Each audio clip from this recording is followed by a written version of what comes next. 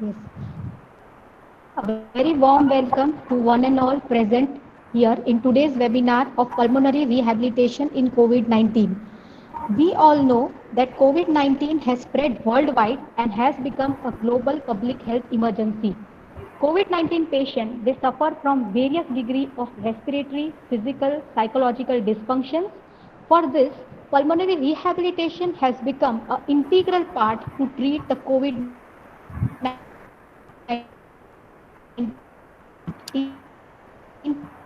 patients.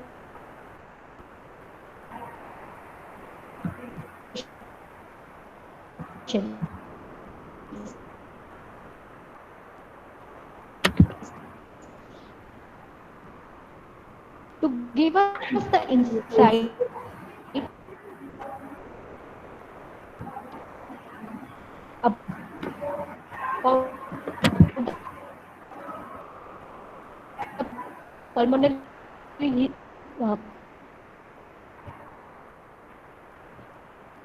about the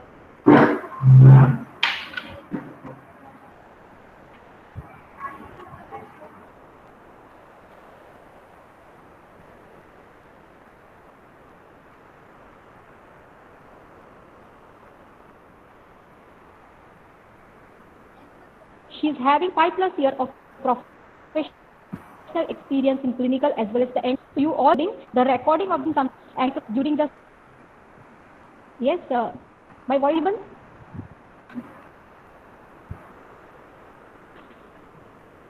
Am I audible now? Okay. Rishikesh sir, am I audible? Yes, Yes, ma'am. madam.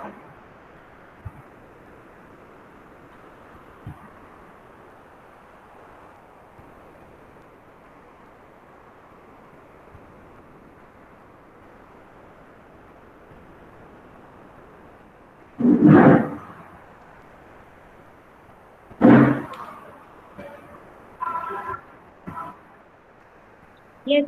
Am I audible now? Yes, ma'am. Okay, okay. Yeah, so sorry for the inconvenience. There are some network issues. Due to this thing, I was not audible.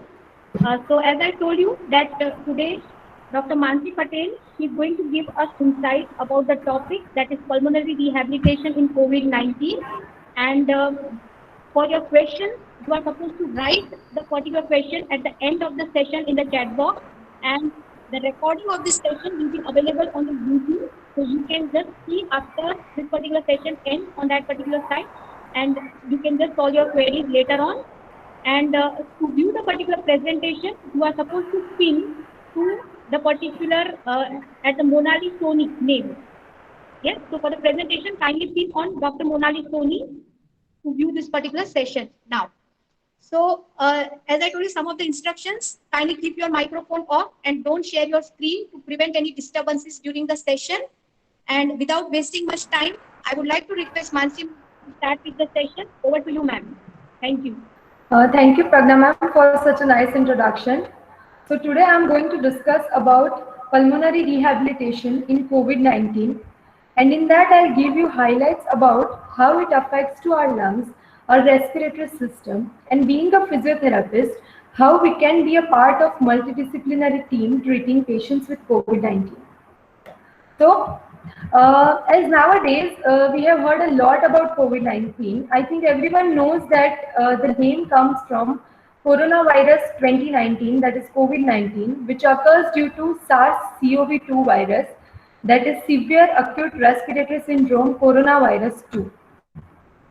Now, how it is getting transmitted? I think this also is the thing which everyone is knowing about. They are basically transmitted through respiratory droplets and secondarily due to fecal contamination. The virus is transmitted from human to human, and asymptomatic people are most frequent source for COVID-19 spread because obviously they are not knowing that they are having the disease, and so they roam around the world and they do infect other people. That is why isolation is the best way to contain this epidemic. And so we had lockdown by government in effort to reduce the transmission. Concerning the duration of contamination on the object or on the surfaces, a study shows that this virus can be found on plastic and stainless steel for up to 2 to 3 days, cupboards for up to 1 day, copper for up to 4 hours, and which is the most important thing for us is it used to be more found in ICUs compared to general ward, so that the chances of contamination are high in ICU unit compared to general wards, and it is in air up to 4 meters from the patient of COVID-19. Now, moving on to the pathophysiology, as shown in the figure, there are basically 5 steps of COVID-19. Once it enters into the body, it gets attached to the host cell receptor, it penetrates, it biosynthesizes, it matures, and it gets released. So what happens is, as shown in the figure, once like due to respiratory droplets or fecal contamination, it enters into the body of the host receptor. It gets attached to the multiple sites in the host receptor. It enters into the cell. It gets replicated inside the cell and it releases more virus. So inside the body, it produce more viral load. Now, in our body, we are having S1 and S2 subunits, which are responsible for host, for entering of the virus inside the body. In that, ACE2, that is angiotensin converting enzyme 2 receptor, are most functional receptor for attachment of SARS-CoV-2 virus. So basically, SARS-CoV-2 virus enters into our body by attaching to this ACE2 receptors. Now, these receptors are most frequently found in lung, heart, ileum, kidney, and bladder, and it is highly expressed in the lung epithelial cells, especially on the apical side of the lung epithelial cells. That is why lungs are most affected organ in COVID-19 disease. Now, once it enters into the body by binding to the ACE2 receptors, it enters into the lungs. After that, once it infects the alveoli, there is vasodilatation and increases the permeability of those parts, increases the permeability of alveoli. The protein structure gets broken down and interleukin-1,6, TNF-alpha and macrophages gets released.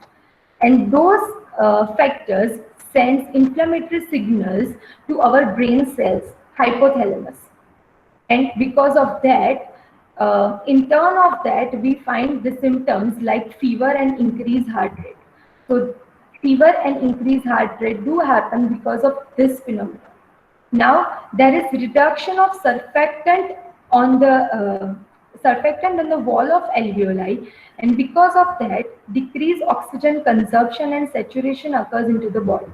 Now, due to loss of this surfactant, more fluids to enter into the alveoli, and as a compensatory mechanism, we get pleural effusion inside the body. Because of that, we do have increased work of breathing and resulting into tachypnea. So the main symptoms of COVID-19, that is fever, increased heart rate and increased respiratory rate, we do have this pathophysiology behind it, that we are getting this kind of symptoms. It further sends signals to the body and other systems through blood, and results through blood gets affected, and that results into decreased blood pressure, decreased volume of the blood, decreased perfusion, and ultimately multi-organ failure. So this is how our body gets attacked by external SARS-CoV-2 virus, and we get the symptoms. Now, moving on to the more severe thing, why, because of which the death used to occur due to COVID-19. So the main phenomenon behind that is cytokine storm.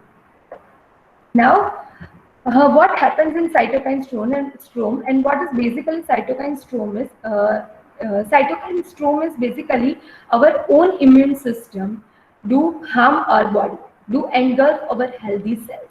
That is, in a very short term, is known as cytokine storm. Now, what exactly happens is, cytokines are basically small proteins that are released by many different cells inside the body. that including those in the immune system, where they coordinate our body's response against infection and triggers the inflammation in the body once the infection happens. Sometimes the body's response to infection can go to overdrive. For example, when SARS-CoV-2 viruses enters into our body, it triggers the immune response and attracting immune cells in the region to fight against those viruses. And so we get localized inflammation. But in some patients, excessive or uncontrolled level of cytokines are released, which then activates still more immune cells, resulting in hyperinflammation. So basically, the amount of immune cell needed at those places, it gets increased, like it gets more than that. So when this cytokine raises the immune activity to become more abundant, the immune system may not be able to stop itself. Immune cells get spread beyond the infected body part and start attacking on the healthy tissues. Blood vessels gets open up to let the immune cells go into surrounding tissue, but the vessels get so leaky that lungs may filled with fluid and blood pressure gets dropped down. Blood clots become throughout the vessels or throughout the body system. Now, because of this blood clots, as everyone knows, our main organs, that is our heart, our brain, our kidney, doesn't get enough blood supply, and that leads to shock and permanent organ damage, or sometimes it leads to death. So cytokine storm are the main reason behind most of the deaths with COVID-19.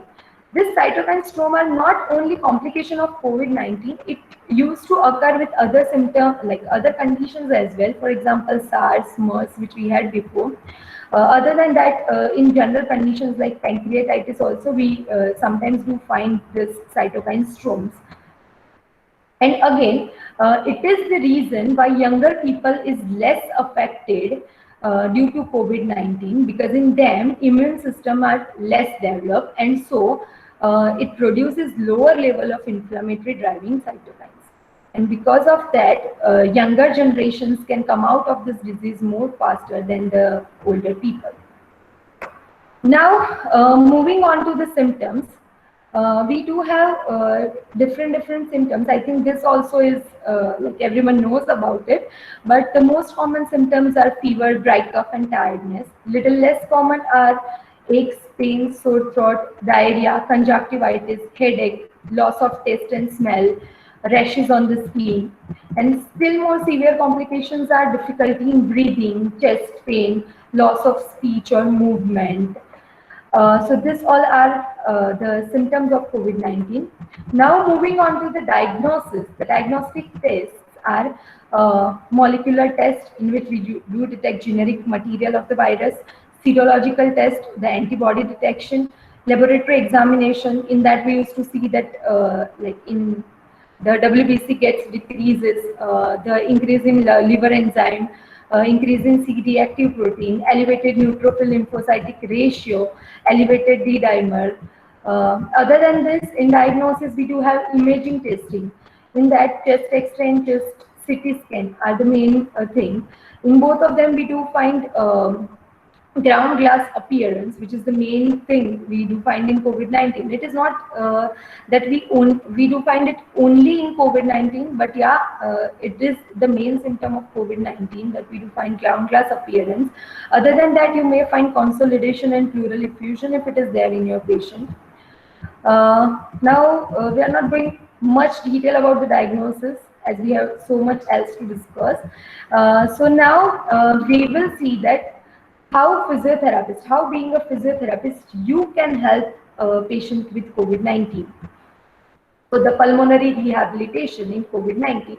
Now we are having, as the physiotherapy is an aerosol generating procedure, to wear PPE, that is personal protective equipment, is must. For that, if you follow the proper steps of donning and doping, you can stay protected from getting infected by virus. So donning and doping of PPE is the first and foremost thing you should learn if you want to treat a patient of COVID-19.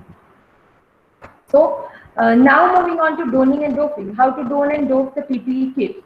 So as shown in the figure, for donning of PPE, First and foremost thing you should perform is hand hygiene. As I think everyone of you are aware about the steps of the hand hygiene. So you need to perform the hand hygiene first, then you need to put on the shoe cover if you are going to wear it. Otherwise, put on the gown. Then you need to put on the mask or respirator, put on the eye protection or face shield, whatever is available for you, and put on the gloves. So this is about donning of PP. You need to follow, you must have to follow rather the steps. Now for doping of PP kit, at each and every step of doping, hand hygiene is must because your PP kit might get contaminated with viruses because you are going to dope that after treating those patients. So hand hygiene is must at each and every step.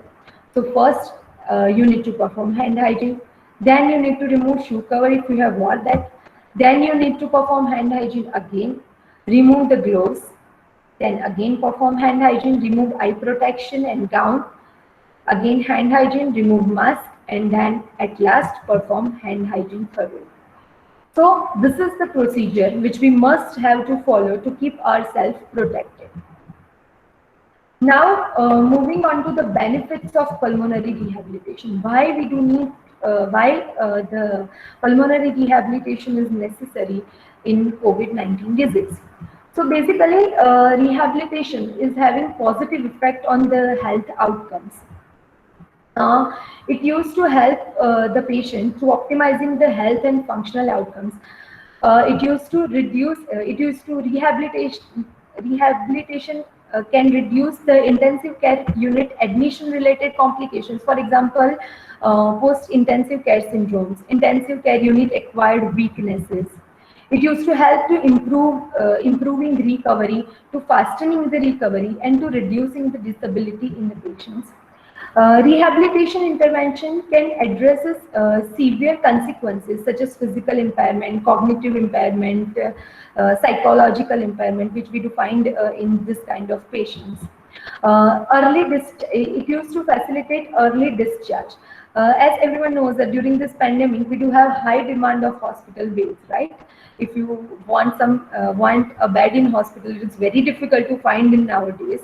So our pulmonary rehabilitation to facilitate early discharge as well as it used to reduce risk of readmission, right? Because we do ensure by pulmonary rehabilitation that patients at least do not deteriorate.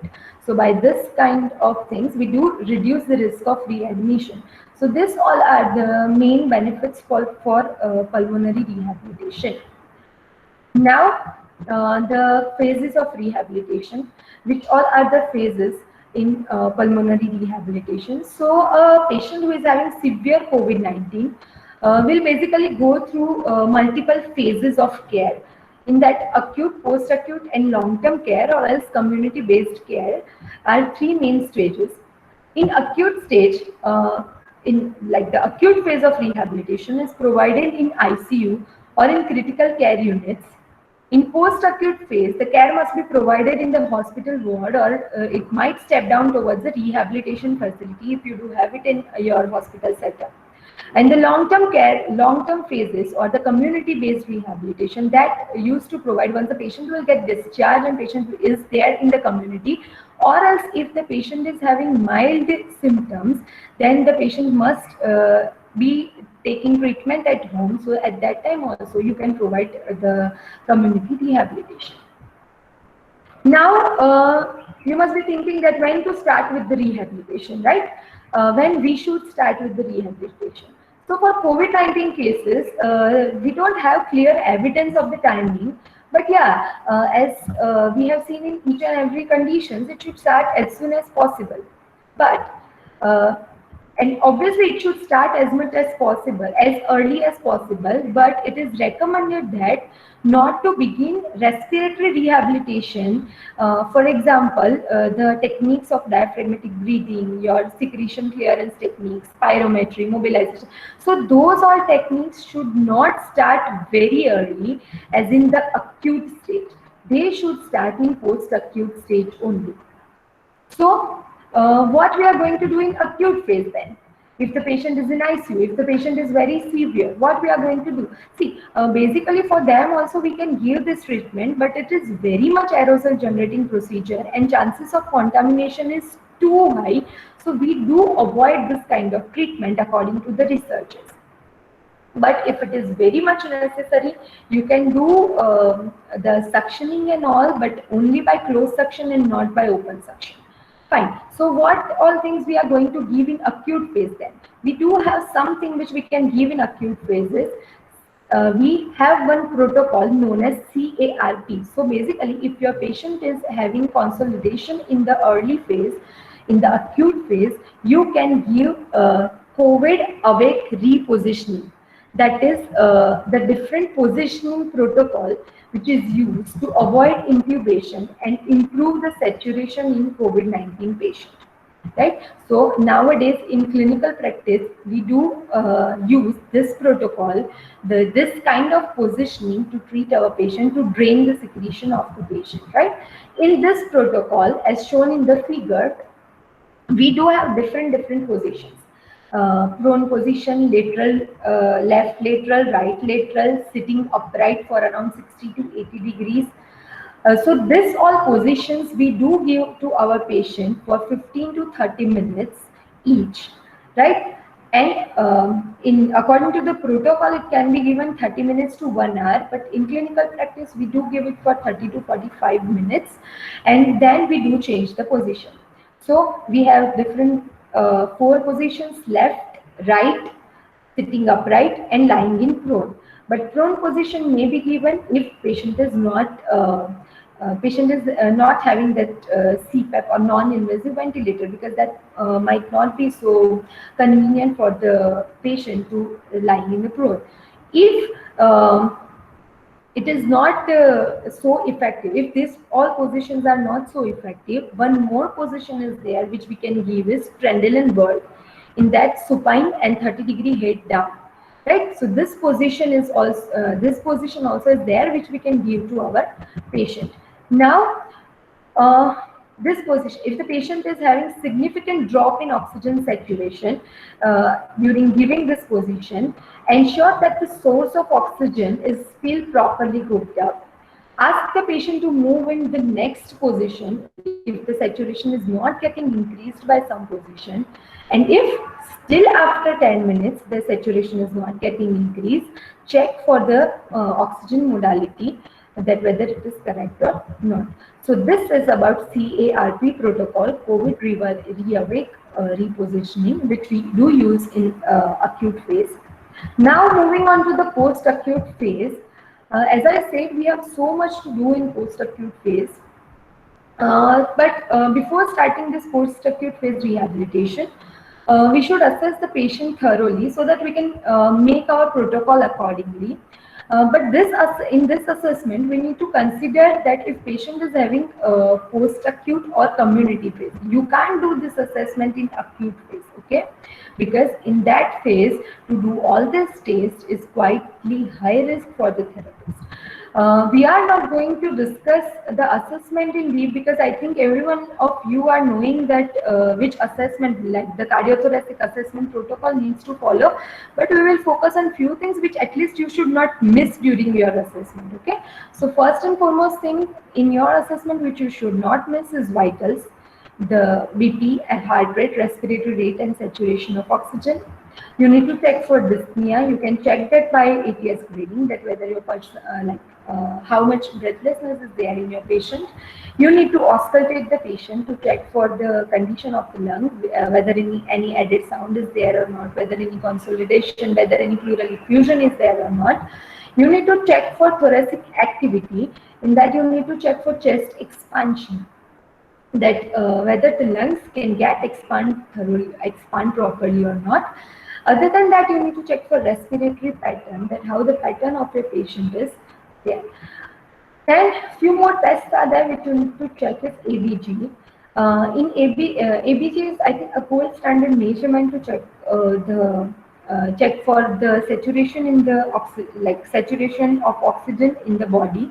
So that you need to check. Other than that, pulse oximetry we have, which a patient can use in home setting, as well as if you are making your patient to do like to do exercises. During that also you can monitor the oxygen by pulse oximetry, monitor the saturation of oxygen in the body by pulse oximetry. Other than that, we need to check the exercise capacity of the patient.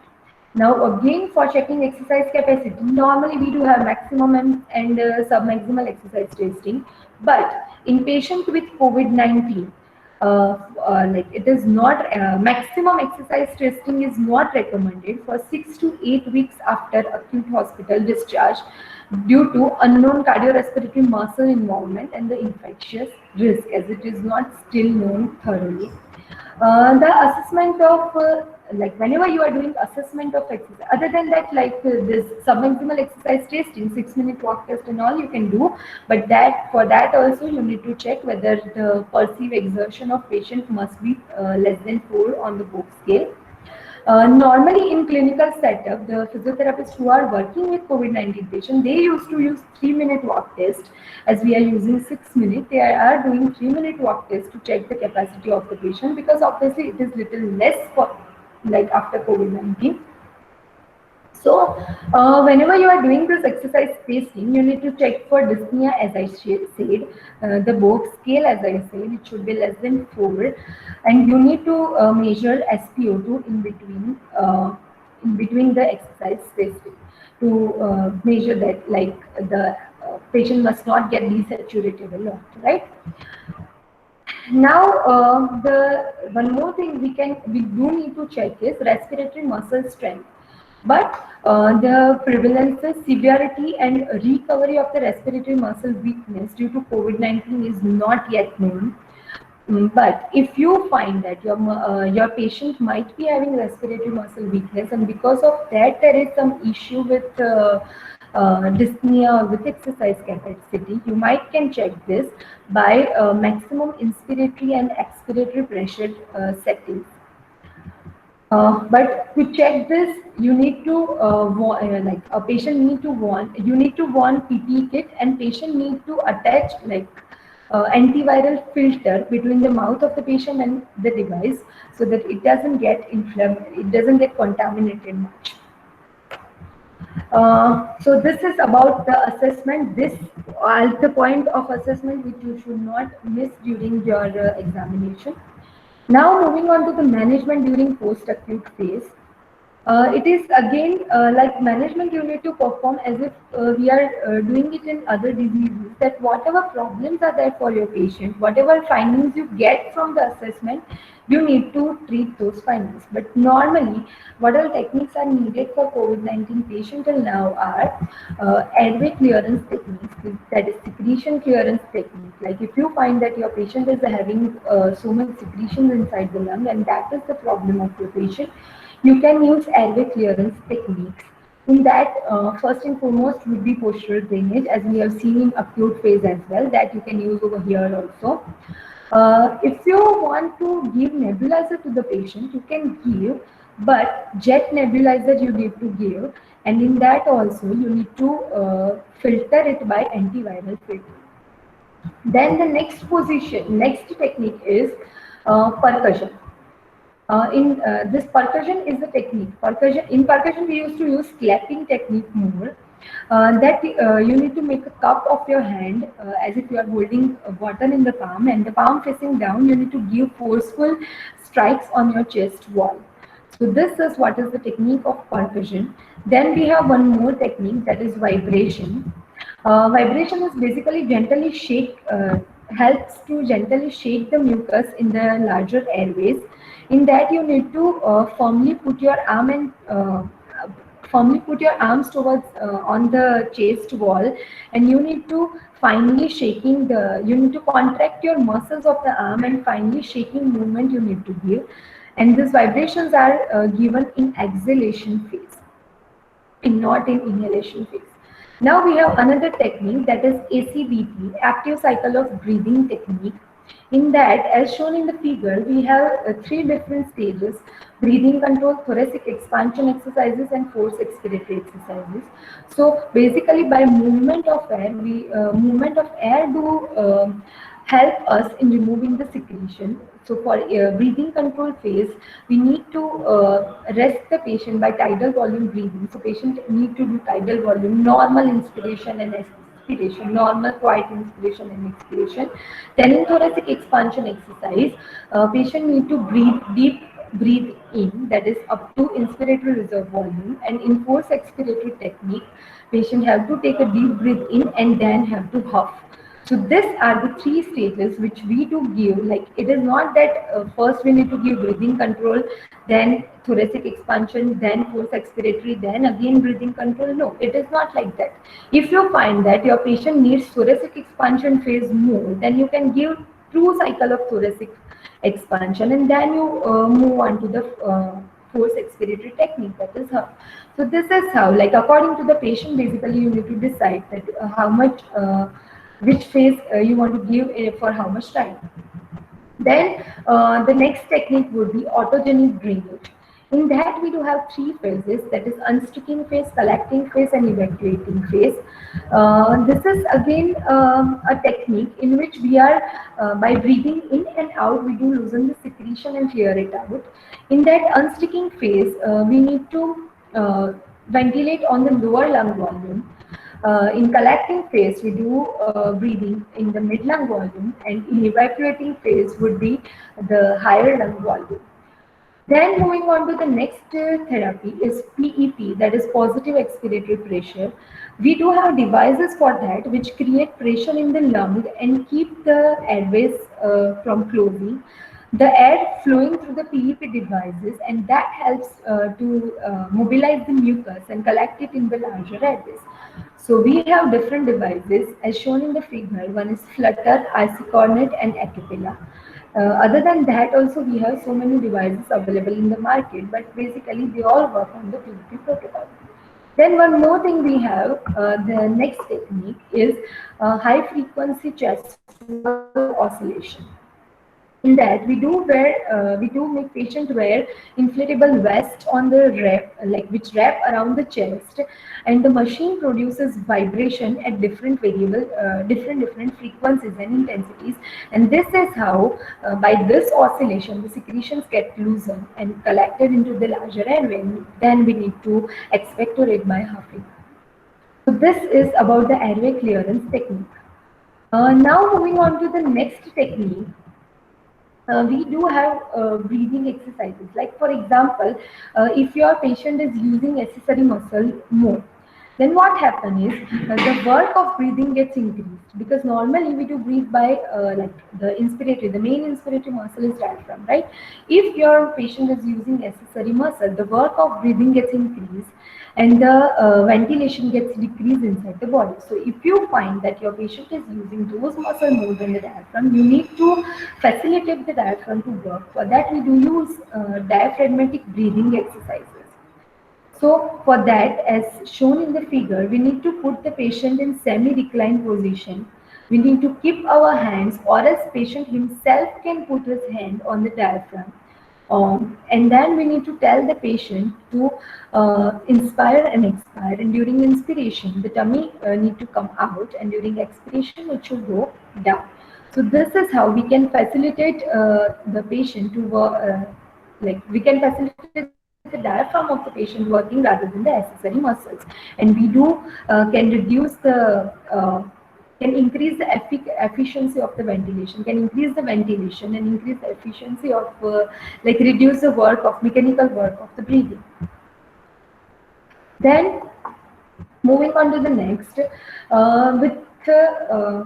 we have few exercises with which we can improve the chest expansion or ventilation. The chest expansion exercises, as it is shown in the figure, we do have different movements, like the shoulder flexion and extension, shoulder abduction and adduction, butterfly exercises in which we need to put our hands on the head, and then we need to protract and retract. Then we have trunk rotation exercises. So this all are the exercises which are used to for thoracic expansion. In this, whenever you are performing shoulder flexion, shoulder abduction or retraction or trunk rotation on the one side, you need to take deep inspiration and moving back into shoulder extension, adduction or the shoulder protraction, you need to perform exhalation exercises. So this is how this all exercises do help us in performing, help us in improving rather the waist expansion. Now we have few segmental expansion exercises as well over here, that if you find that one particular segment is affected for your patient, you can give this exercises as shown in the figure. We have lateral postal, posterior basal and apical expansion. In this patient or therapist, like therapist do put his hand on the particular area where you want segmental expansion. They do give little bit stretch during inspiration and they do facilitate the expiration. This thing a patient himself also can do. If a patient is in community rehabilitation, patient can use a chest belt or towel for giving the stretch. So this is about the segmental expansion exercises. Now, we have one thing, that is respiratory muscle training. But it is only recommended if you find that inspiratory muscles become weak and patient is having persistent dyspnea due to that. Then only we do train our inspiratory muscle more. For that, we are having inspiratory muscle trainer device as shown in the figure. We do have inspiratory muscle trainer device. We do have different designs of those devices which we can use. We do start with lower intensity, and it should be like the intensity should be guided by dyspnea and vitals of the patient. That if you find that, like, basically you need to start from 1, then you can move towards the 2, but for that thing which you need to see in patient is dyspnea or vitals. If your patient gets dyspneic, don't move on the next level. If it is like if your patient is okay, you can move on the next level.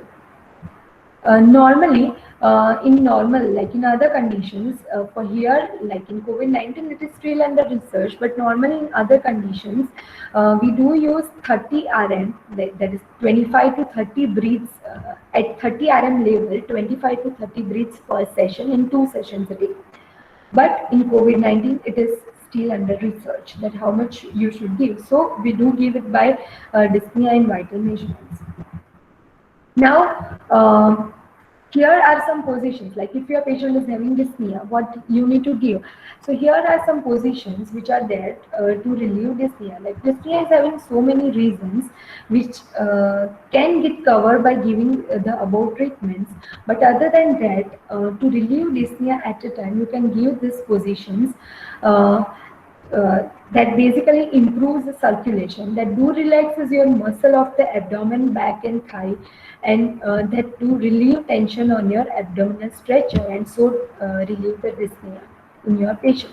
Other than that, you can give breathing control or pacing to your patient in each and every activities to relieve dyspnea or to get rid of dyspnea during the activity.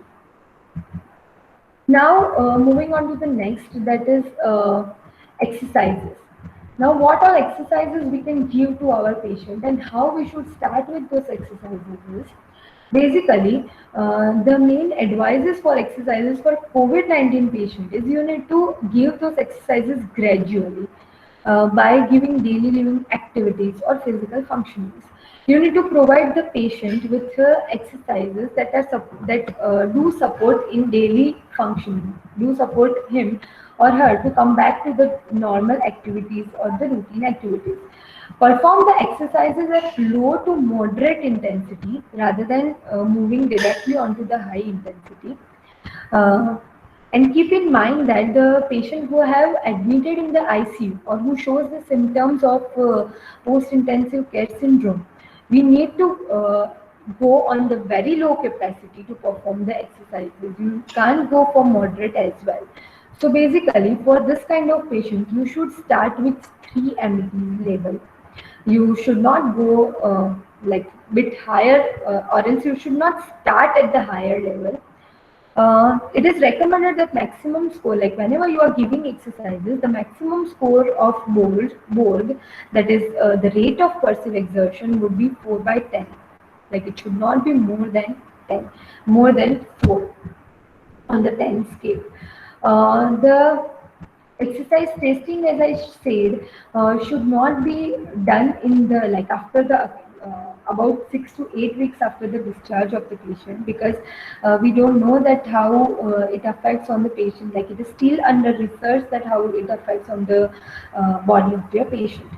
So this all are things which you should keep in mind during planning the exercise protocol. And you need to plan the exercise protocol according to our aerobic exercise protocol, that is the FIT protocol, frequency, intensity, time and type.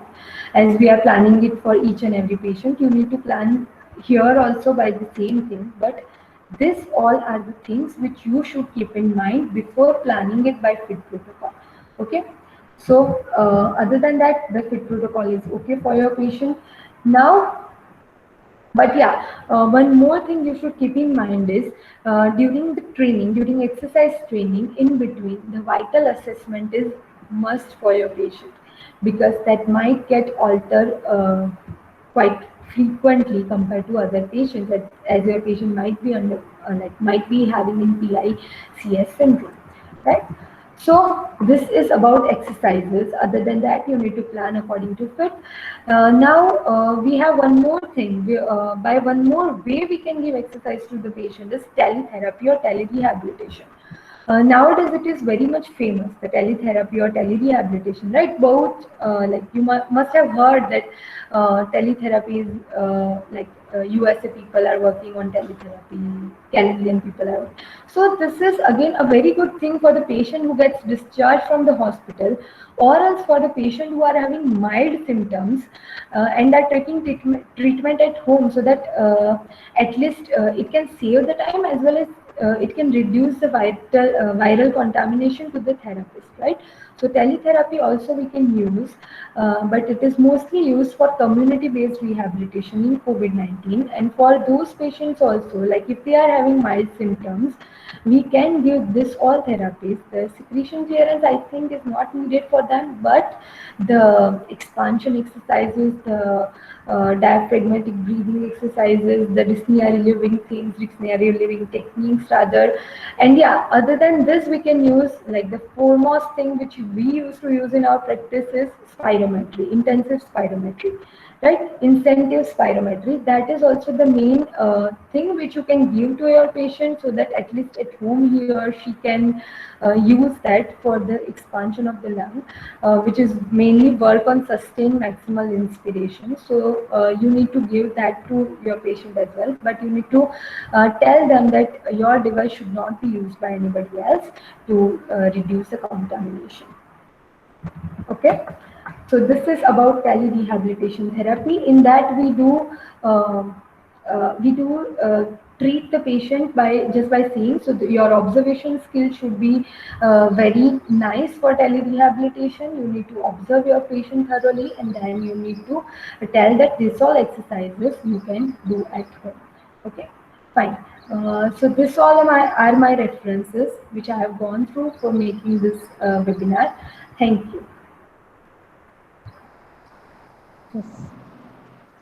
Thank you so much, Hansi Madam, for the enlightening presentation on the right way for the pulmonary rehabilitation in COVID-19 patients. Now, I would like to request the participants, if they have any query, they can write in chat box. If any questions, kindly write in the chat box. Mansi Madam, we have one query from Prachi. She is asking, what is the meaning of fecal contamination? Yes, Prachi. Fecal contamination means by feces, a person can get contamination. That is known like by feces, by the feces of the human, we can get contamination of the viruses. That is basically known as fecal contamination, or else by taking the food which is contaminated by that, we can get the contamination. So that is fecal contamination.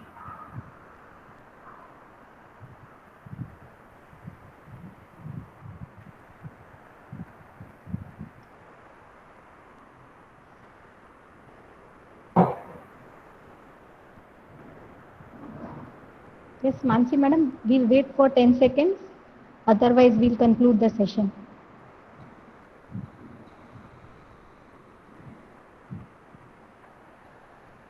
Madam, we have one more question from Shabnam. She's asking, is FIT protocol for COVID-19 will remain same as we use for other conditions? Yes, Shabnam. The FIT protocol will remain same, but as I said, for 6 to 8 weeks, you can't go for the testing, the maximal testing as well. So for like up to that period, you can't go for maximal or higher intensity exercises. You need to start with 3 METs, and then if you find that the patient is having patient is comfortable with that load, you can increase that. But once the patient move to the community rehabilitation, the FIT protocol will be same as that of the other conditions. But till then, you need to take care that we can't give the maximal loading exercises to our patients. And we need to start with 3 METs, and then we need to move further according to the dyspnea and vitals of the patient.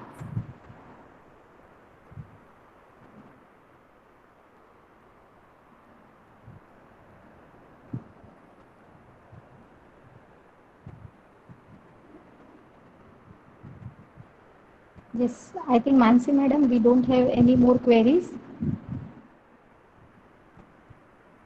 So we will conclude. Yes, madam, we have one more question from Vidhi Dave. She is asking, why do we have to cover eyes during PPE? Yes, Vidhi, because from eyes also it can, like the viruses can enters into the body. So that we need to cover our eyes during, like, PPE is personal protective equipment. The eye covering, the face shield, and the goggles is a part of our PPE kit, and we need to cover that because from that also the viruses can enter into the body. So we can get contamination from the ophthalmic way as well.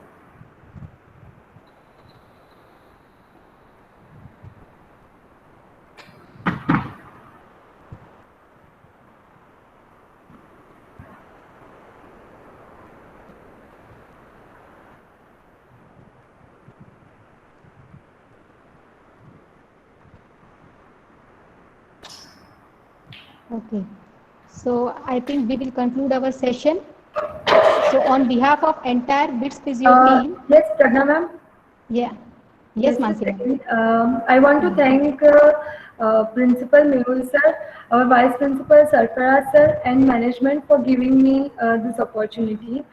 And I want to thank you for moderating this session so nicely. Thank you, ma'am. And I especially want to thank our participants who have who shown their interest in the topic. Thank you, everyone. Yeah, thank you so much, ma'am. And my apologies for the starting network error for the session in the starting. Okay. Oh, no issue, ma'am. Okay. So on behalf of entire BITS Physio team, I would like to thank Dr. Mansi Patel for sparing her valuable time to enlighten us with her knowledge. I would like to extend my sincere gratitude to our founder, president and chairman, our CMD, joint managing trustee and campus director for their constant support and motivation. My sincere thanks to principal and vice principal of BITS Institute of Physiotherapy for their continuous support. My sincere thanks to HOD CSC for all the technical support. My sincere gratitude to Gade Dada for the graphic designing work.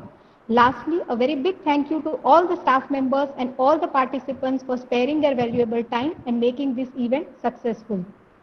Thank you very much. Have a nice day.